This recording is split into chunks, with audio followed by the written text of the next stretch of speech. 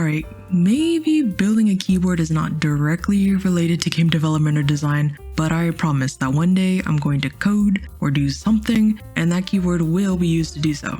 That aside, I think we can all agree that the next logical step is concept art. I spent a little bit of time thinking about the world I wanted my game to inhabit, emphasis on a little, but that's why the concept art stage is here. I wouldn't say I'm a novice artist, but I'm definitely out of practice and still have a lot to learn. In middle school, I was really into art and music, but once I hit high school, I decided that I was going to be a STEM kid, and I was already behind the curve because I wasted so much time on art and music in middle school. So I abandoned the arts completely. So back when I was doing the art thing, I was mostly into pencil sketches. I started off drawing everyday objects in a notebook, and in a couple years, I tried to take on bigger projects and ended up recreating MC Escher's drawing hands. At some point during that time, I went through a manga phase like a lot of young artists, but nothing from that era survived because I kind of have a perfectionism problem. Drawing hands was the last thing I can remember doing before starting my hiatus to pursue being a nerd full time. Once I hit college, I dropped Bokubox on an iPad for taking notes during a lecture because all the cool kids were doing it, but it was really for art. Before that, I tried going the economical route with a Wacom drawing tablet, but I could not wrap my head around drawing on a table while looking up at my laptop, and I still can't. Not gonna lie, I haven't done much on my iPad either. I did one illustration, and that's the only really serious thing I completed. So I decided to just expand my horizons with different traditional mediums. Something about digital art just isn't clicking with me. Although it's much more convenient, it feels so unnatural, and the learning curve is arguably steeper. I'm hoping that doing concept art digitally will allow me to take advantage of features like automatic lines and shapes, layers, and additional control over line work while avoiding the learning curve of something more technically difficult like an illustration. It's also important to define what concept art is and what it isn't. Concept art is meant to get ideas out there and work with them in a tangible place to really flesh them out. I think of it as a combination of brainstorming and prototyping. With that in mind, concept art is not illustration. It's not meant to be visually appealing, although it often is. Its purpose is to be informative and provide guidance for later stages of production. So I guess there's nothing left to do but get started. I'm going to be doing concept art for a mech suit, which is way out of my element. I've been procrastinating on really sitting down and working on it because it was intimidating.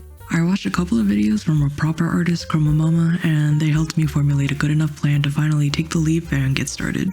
Like Chroma Moma suggested, I started by trying to answer the questions who, what, when, where, and why. I decided that I wanted the suit to be remotely piloted by people for reconnaissance and combat. When I say remotely, I don't exactly mean remotely in the way that you're probably thinking. I intend for the suit to be used in post-apocalyptic America, so we should have technology that's advanced enough to effectively upload people's consciousnesses and have them control devices like a suit by that time. At least I think that'll be the case, unless the apocalypse happens tomorrow.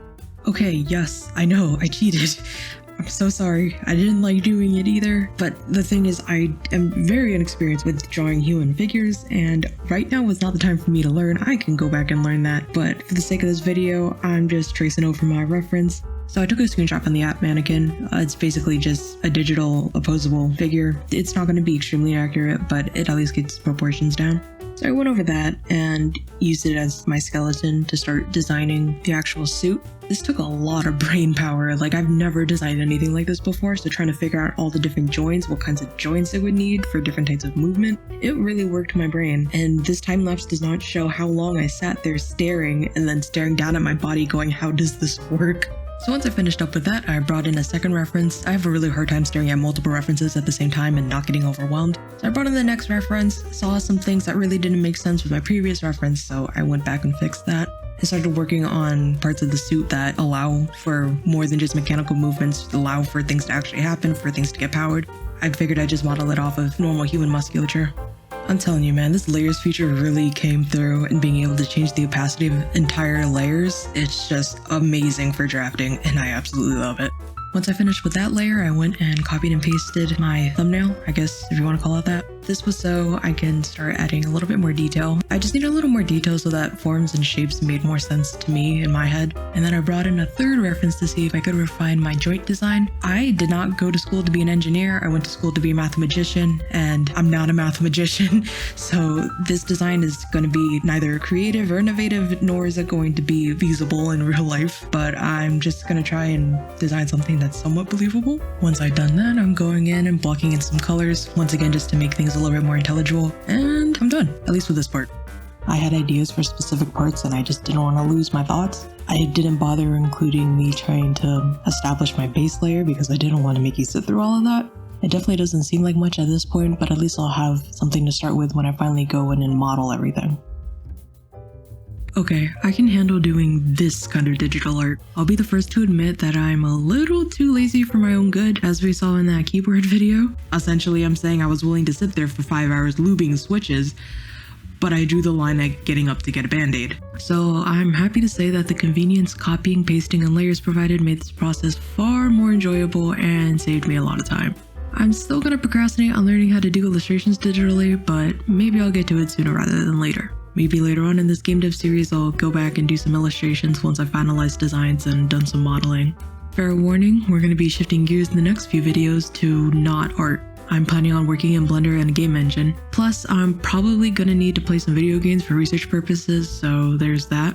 I still don't know in what order those videos are coming out, but they'll be here. Anyway, thanks for watching, stay safe, and I'll see you soon.